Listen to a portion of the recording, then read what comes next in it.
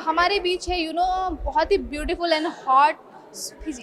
तो इनसे पूछते हैं आपको अवार्ड शो में आके कैसा लग रहा है? आई एम वेरी हैप्पी और वेरी एक्साइटेड। अवार्ड शो जब भी आता है तो एक दिल में अलग तरंग उमंग जाग जाती है कि अभी परफॉर्मेंस होगा हमारा, और अवार्ड में एक पूरी पूरी इंडस्ट्री आती है, जेन्युइन अवार्ड होते हैं, जिसका जो हक होता है वो अवार्ड उसको मिलता है।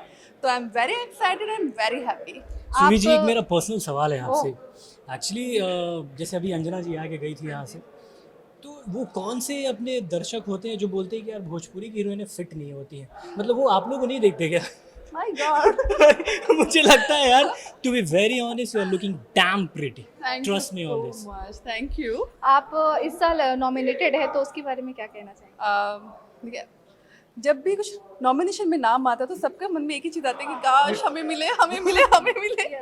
बट देखिए, जिसका अच्छा काम होगा, और जो ये एक चीज़ भी होता है कि आपका किरदार क्या है, आपने उसको कैसे निभाया है। तो कई बार ये होता है कि हाँ, हम लोग को जो किरदार मिलता है अच्छा होता है, बट कईयों को उससे भी अच्छा चांस काम करने को मिलता है और उनके पास रोल अच्छे होते हैं।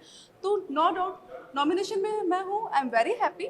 पिछली बार भी मुझे अवार्ड यहाँ से था बेस्ट सपोर्टिंग एक्ट्रेस का, उससे पिछली बार था बेस्ट एक्ट्रेस का। तो बस इस बार हैट्रिक लगेगा फिर। नहीं यार, पता नहीं, भगवान करे please please. But I am very happy कि मैं अवार्ड में आके बहुत खुश हूँ। और बस मैं ये चाहती हूँ कि ऑडियंस का जिसको प्यार मिलता है, सपोर्ट मिलता है, वो अपने आप में एक अवार्ड होता है। Correct. और वो अपने आप में एक अवार्ड अचीव हो चुका होता है। तो बस मेरी ऑडियंस है जो मुझे इतना प्यार करती है। Love you so much. कुछ थोड़ा भोजपुरी में थोड़ा प्यार कर दीजिए ऑडियंस को, कुछ प्यार से बोलिए। का हाल चाल बा। हम सबसे ना, हाँ।